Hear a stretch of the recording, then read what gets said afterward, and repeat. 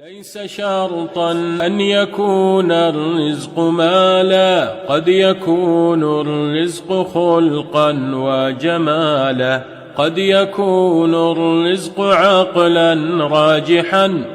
زاده الحلم جمالا وكمالا، قد يكون الرزق زوجا صالحا أو قرابات كراما وعيالا، قد يكون الرزق علما نافعا، قد يكون الرزق أعمارا طوالا، قد يكون الرزق قلبا صافيا يمنح الناس ودادا ونوالا، قد يكون الرزق طبعا خيرا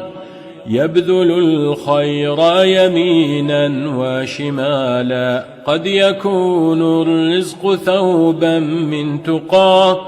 فهو يكسو المرء عزا وجلالا، قد يكون الرزق بالا هادئا